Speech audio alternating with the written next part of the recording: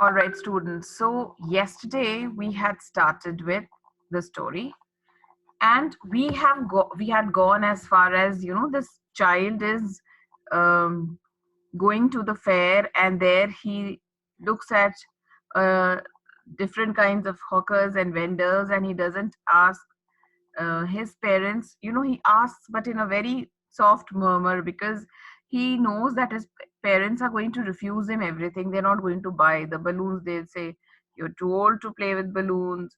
So flowers, they'll say they are too cheap. For if he wanted them to buy sweets, they would say you're greedy, and so on. Okay. But then he comes to the merry-go-round, and um, he cannot control himself anymore, and he tells his father that I want to he decidedly tells the parents that I want to take a ride. Now the parents do not reply. Okay, and now we come to the next part where the child is finally lost in the fair. So there was no reply. He turned to look at his parents. They were not there ahead of him. He turned to look on either side. They were not there. He looked behind. There was no sign of them. So the child is lost now. The parents are nowhere around him. Because, see, the child was so engrossed in watching the sights and hearing the sounds that he doesn't, even check whether the parents are still there or not. A full, deep cry rose within his dry throat, and with a sudden jerk of his body, he ran from where he stood, crying in real fear. Mother, father. Now, why does the writer use the word real fear? Because all this while he was afraid that his parents would not buy, and he was afraid to ask. Okay. But actually, that is not fear. Fear is what he is experiencing right now in this sea of strange faces and people, and he is looking for the parents. Now, this is real fear. Mother, father, tears rolled down from his eyes, hot and fierce. His flushed face was convulsed with fear. Flushed is the same as blushed, okay? When blood rushes to your face, okay? When people cry, the face becomes all pink because the blood rushes to the face. And the face was convulsed with fear. Okay, you know how the face becomes distorted when the child is crying, or when there is fear. You can see from the face that the person is scared. Panic stricken, he ran to one side first, then to the other, hither and thither in all directions, knowing not where to go. Hither and thither means here and there. Mother, father, he wailed. Wailed again is another word for crying. His yellow turban came untied and his clothes became muddy. So this child is now who was wearing that yellow turban with a lot of pride. See, it was the village fair and people were dressed in their best clothes. So the turban came untied and the clothes became muddy, and now he's not bothered about these things at all. Having run to and fro,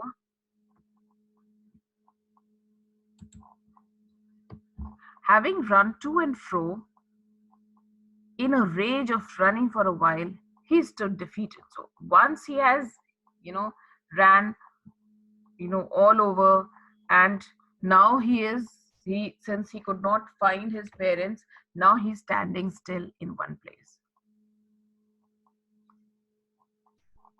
His cries suppressed into sobs. See, after a while, the child, when children cry, after a while, the all the crying stops, and only the sobs remain.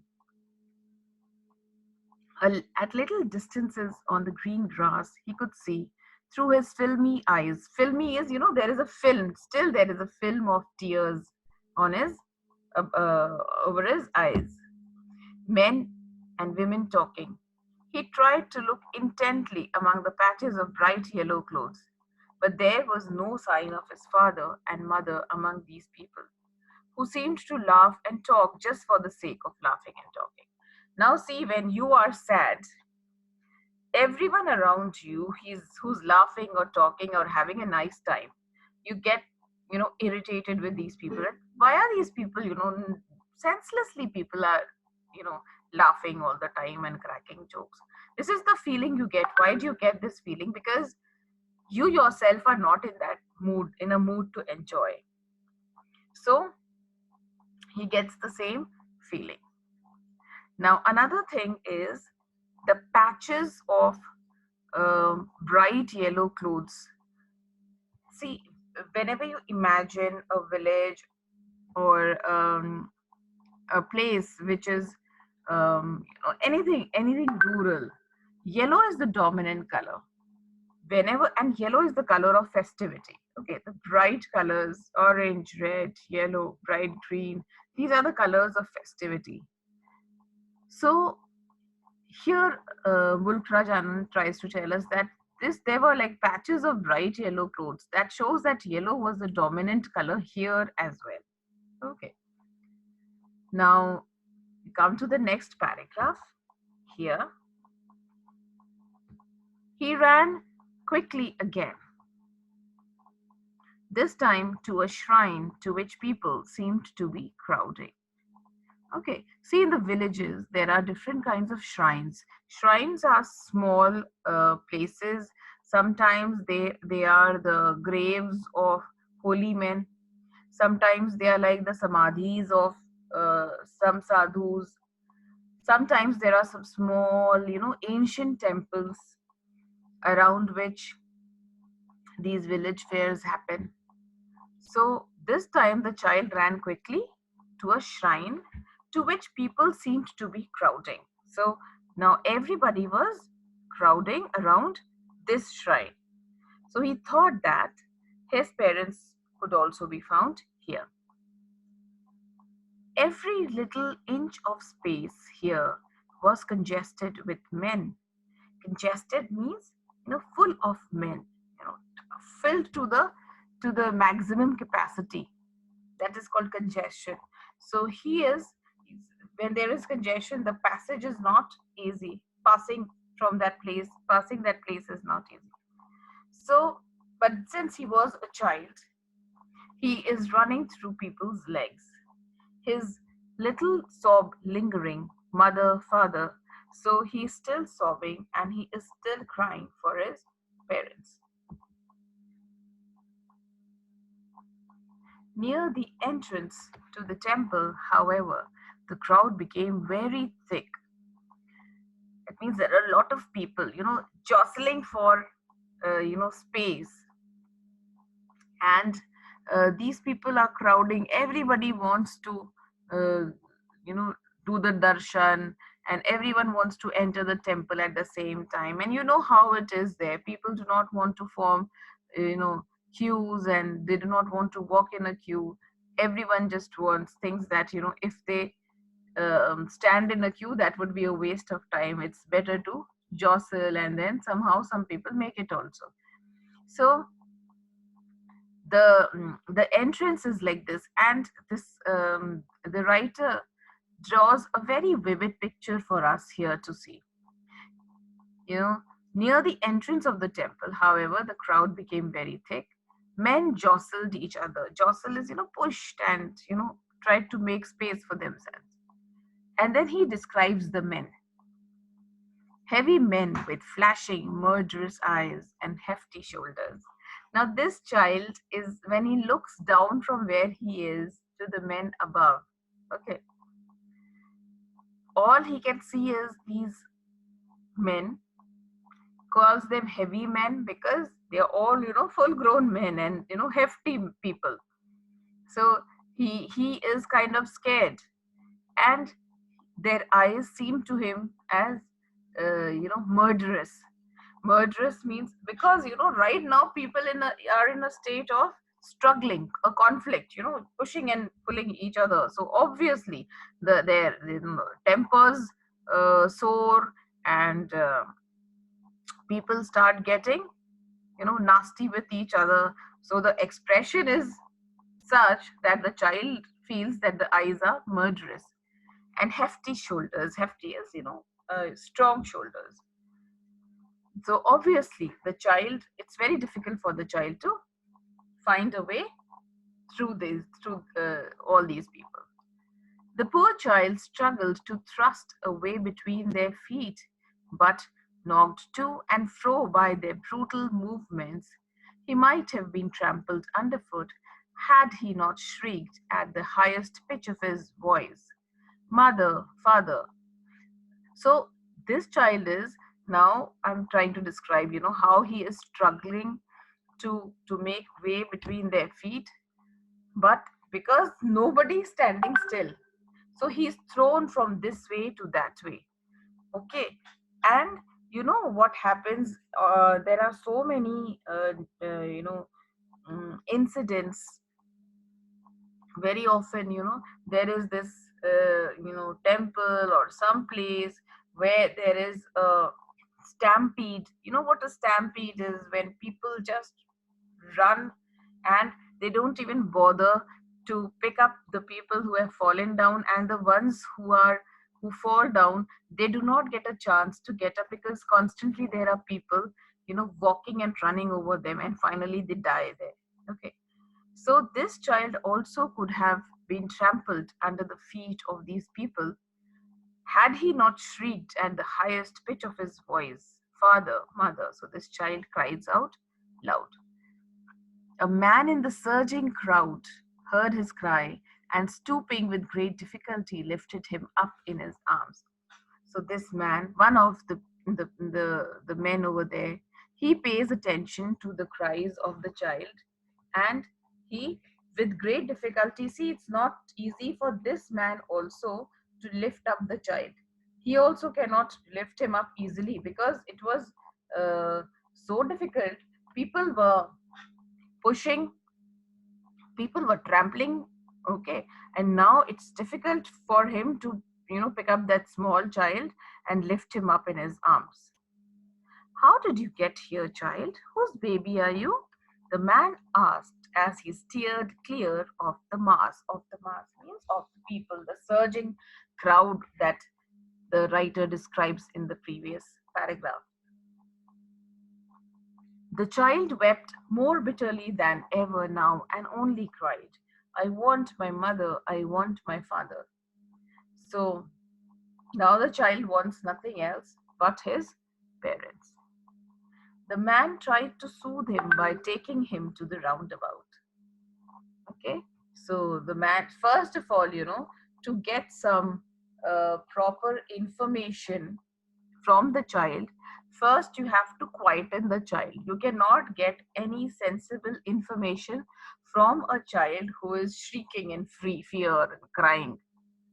So the man says, okay, there are pictures usually when there is a lost child, somebody is holding him in his arms and he's making a request that please, this is the child, and forward the message. You know what, sometimes the child is like BP, but the child has a packet of biscuits in his hands, sometimes a pack of chips, things that you give the child to try to you know keep them quiet for a while, so that the child for a while forgets his agony or the fear, and the child can be distracted, so that you can at least put them before the camera for a while. So the man is also trying to soothe him, so he takes him to the roundabout, to the merry-go-round, and he asks him, will you have a ride on the horse? So he gently asked as he approached the ring. The child's throat tore into 1,000 shrill sobs, and he only shouted, "I want my mother, I want my father." Now, see, this is the thing that he wanted the most just a few minutes ago. Okay. And he could not control himself. He had to ask his parents, and that is when he discovered that his parents were not around him anymore. So, this the child doesn't he is not interested in a ride on the horse or anything now. Okay. So he starts crying all the more loudly. He shouts, "I want my mother, I want my father."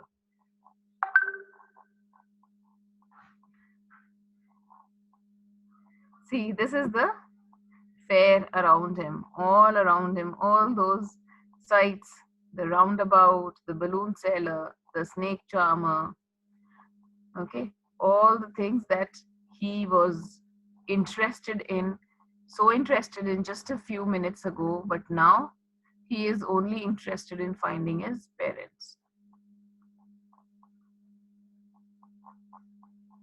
The man headed towards the place where the snake charmer still played on the flute to the swaying cobra. Listen to that nice music, child, he pleaded.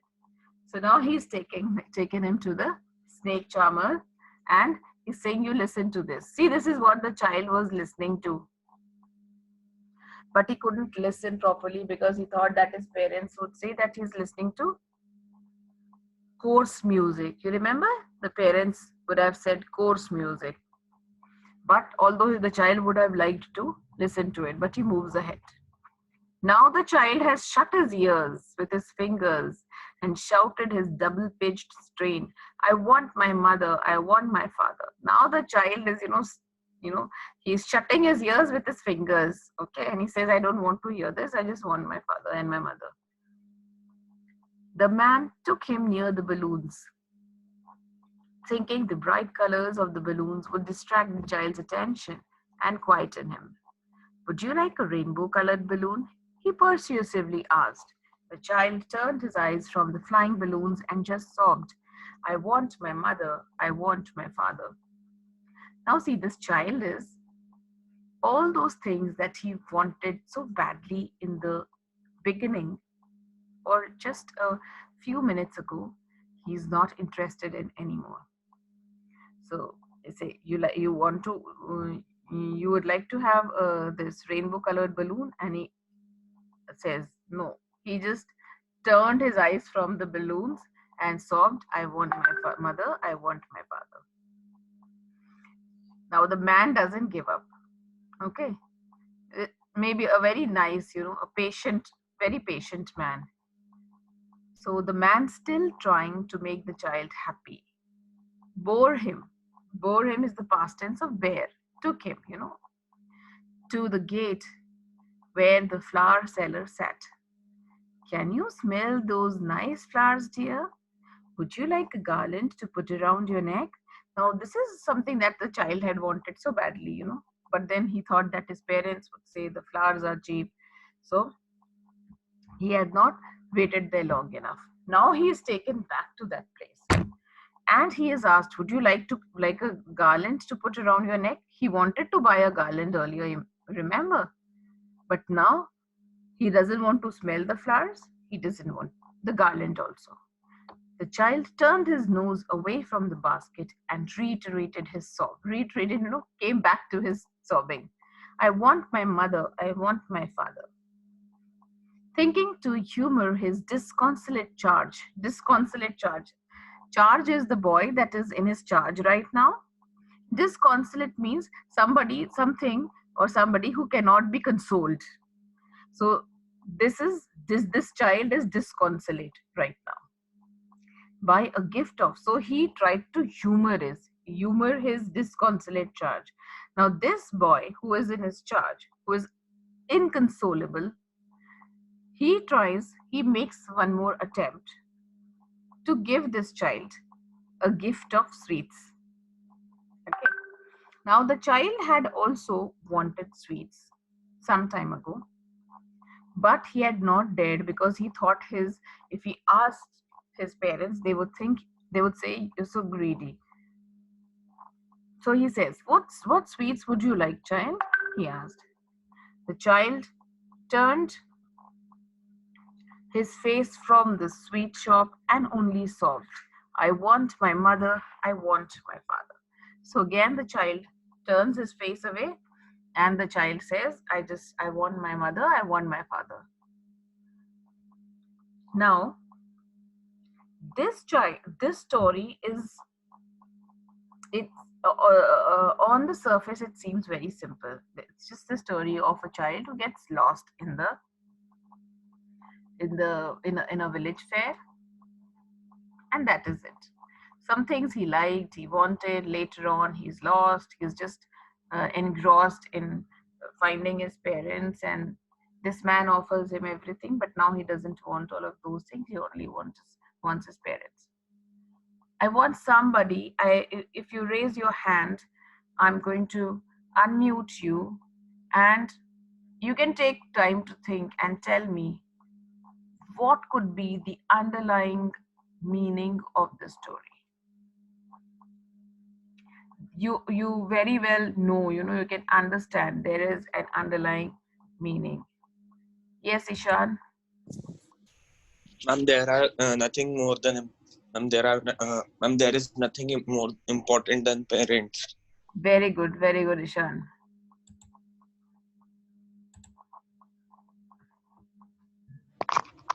Rishit.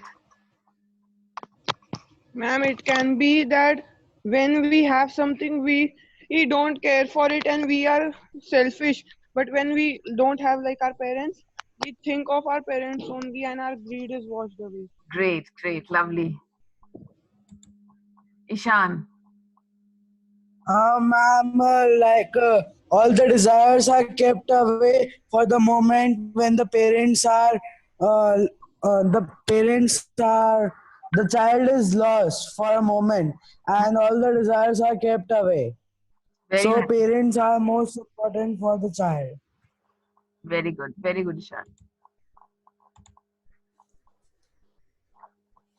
Yes, Ishan Malvia.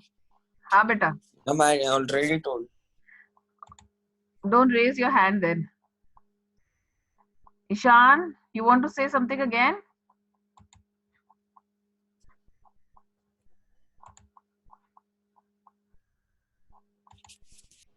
All right. That was great. This is actually an allegory for the world that we live in. And how we get so involved right in the beginning, when we begin our lives. The parents are right there, the family is right there. The things that matter the most. It could be your family, your parents, your friends, people around you who care for you. Okay. And here it means it's only related to people. It could be everything, family, just not just your parents, your grandparents, family, friends, everyone. They're right there. But it so happens sometimes that once we start looking at the outer world, okay, the world away from these things, these people, we get so engrossed by the glitter of the materialistic world around us that we start taking these things for granted. We think that, yes, I can go wherever I want, and these people, everything is right there behind me.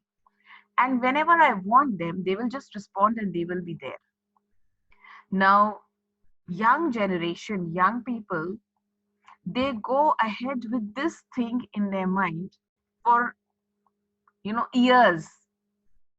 But when finally they want to turn and look at the parents, they think that, oh, in this huge, in this the fair of the world, they are lost somewhere, because in their pursuit of all these worldly materialistic things, they did not pay attention whether the parents, the family, and the loved ones are there or not, because they were so engrossed looking at the world around them.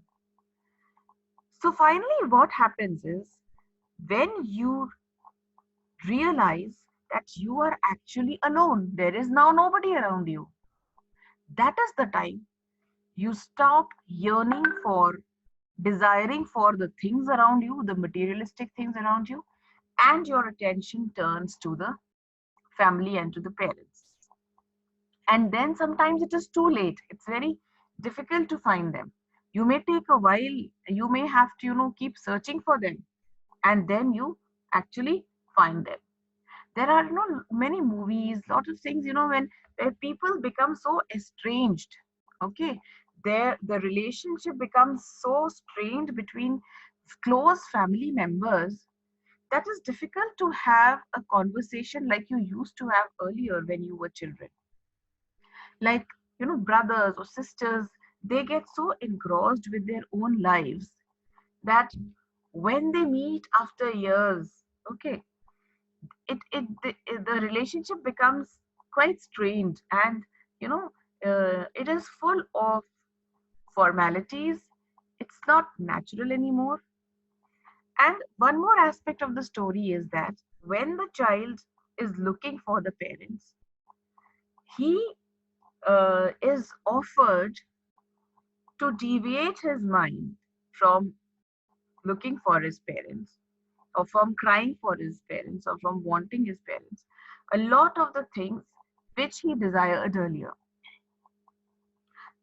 Now, these things are the materialistic things which are given to him easily, but now when he wants the family, or when he wants the people around him, he is not bothered about this. The same things which enchanted him, these things were actually the cause of his separation from his parents.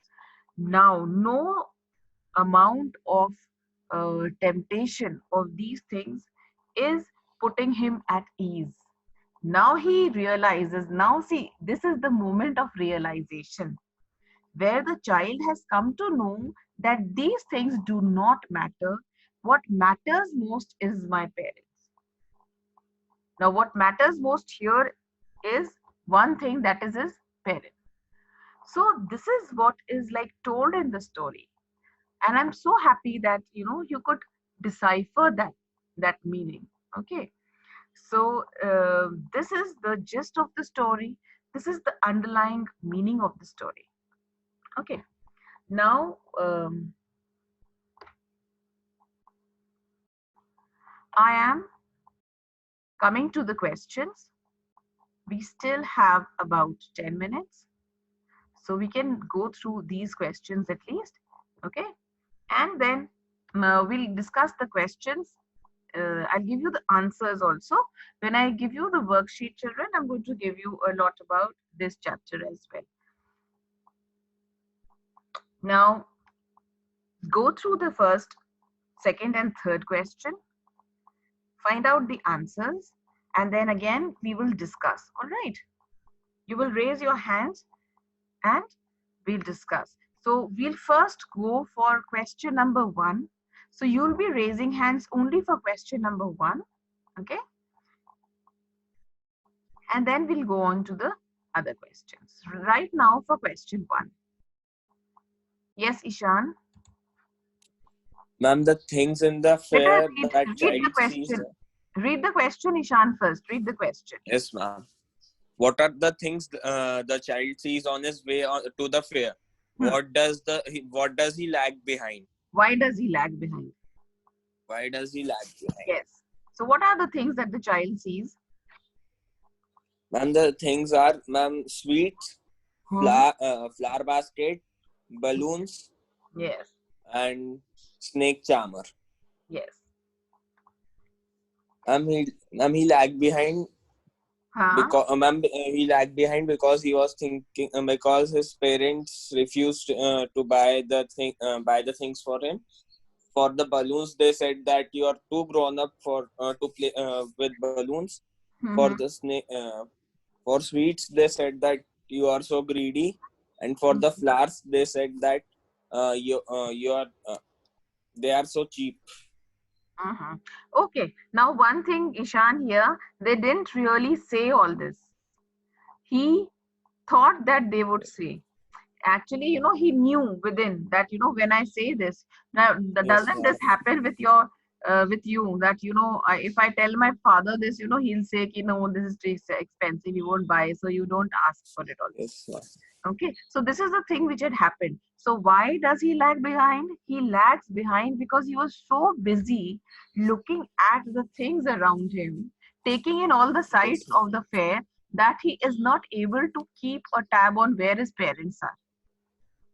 And since it was a huge crowd, a big throng of people there, he could not find his parents easily. So he lags behind because he is engrossed in looking at the things and admiring the different wares.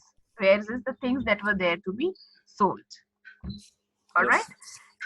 Thank you. Okay. Good, Ishan. Now the second question. In the fair, he wants many things. What are they? So first you will answer like what are the things that he wants, and then why does he move on without waiting for an answer?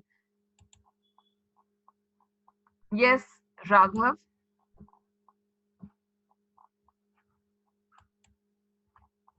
I have unmuted you.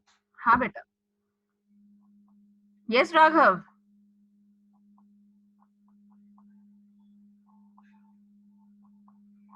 Raghav, you want to answer this beta?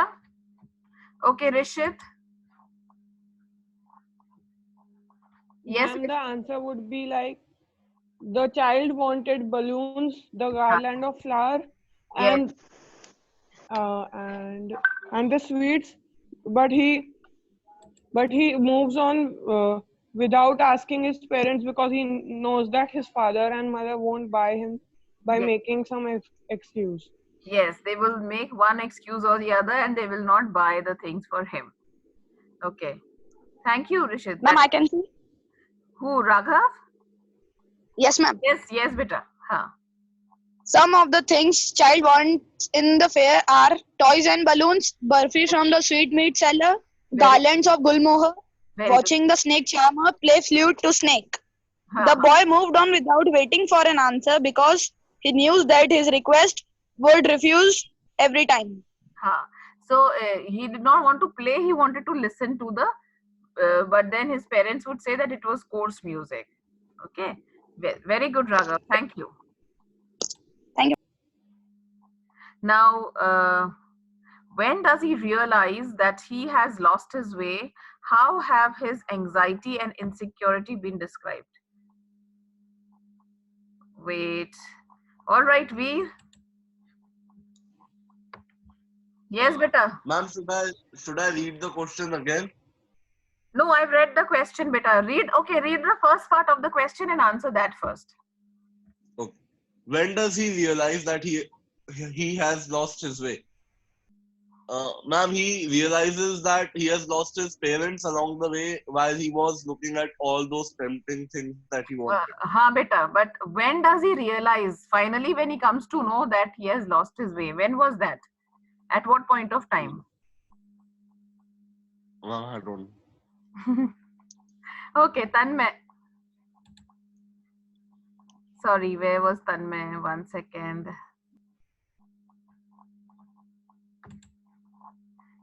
Yes, beta.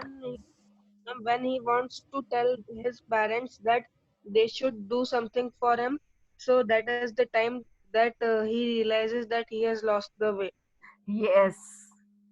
So this was do something in the sense when he wanted to ask his parents, finally, gathers courage that I have to ask my parents for a ride on the roundabout. And when he turns to talk to them finally, see, before this he was only murmuring. Now when he finally thinks that I have to talk to my parents, I have to tell them that I want a ride, that is the time. And he asked them also. But then when he did not get an answer, then he turned to see that they were nowhere around him. Okay. So how have the anxiety and insecurity been described? You can raise your hands, children, and then I'll let you answer.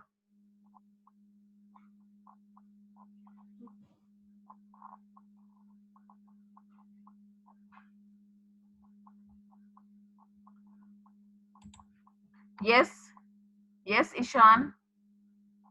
Ma'am, his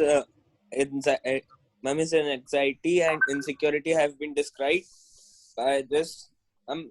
He refused all the things that he wanted earlier, and he wanted only his parents.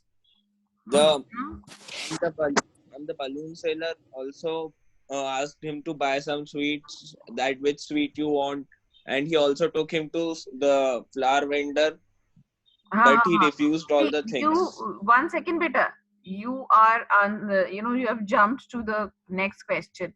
See, the anxiety is described in this paragraph. Can you see on your screen right now? A Yes, ma'am. full deep A full cry rose deep within cry me. rose. This is where the anxiety and the fear is described. here, Yes, ma'am. how he's running, looking at people. Okay, this is where the anxiety is Okay, ma'am. described. Okay, the tears are rolling, hot and fear. The face is convulsed with fear. See all the Yes, the, ma'am. the physical aspects. How his face is, what his body language is, how he's running, what he's shouting. The yellow turban became, it came untied. The clothes have become muddy. This is where these are the two paragraphs in which his state right now is described. Okay, Okay, ma'am. this his anxiety and insecurity. Yes, Now ma'am. next is, um, why does the child lose interest in the things that he had wanted earlier? Okay, Kushagra. Yes, beta, Kushagra. Ma'am, because he just wanted his parents back, nothing else what he demanded earlier. Yes, very good. Viraj, would you like to answer this one also? The Ma'am, same my question. answer was the same as Kushagra. Can you repeat your answer? Doesn't hurt anyone. Yes, ma'am. Ma'am, because he only wanted his parents and his desire was lost as his parents were the most. His parents were the most important now. Okay, because Yes. Yes, ma'am. as long as the parents were with him, the interest, what he wanted was something else. As soon as he realizes that the parents now are not there, that is the time he only wants the parents and nothing else. Okay, Yes, ma'am. all right. Thank you, Viraj. Welcome, ma'am. All right, the next question now. What do you think happens in the end? See, the story does not give us a conclusive end. Okay, so this is like, up to us to think. And obviously we would like to think, being a parent and you being children, we would all want it to be a happy ending. We do not want it to be otherwise. So what do you think happens in the end, and does the child find his parents? I think it's time now to end the class. We will discuss this one. We will keep it for tomorrow, and hope you had a good learning session and you all enjoyed today's class. And looking forward to meeting you again tomorrow. Bye, students.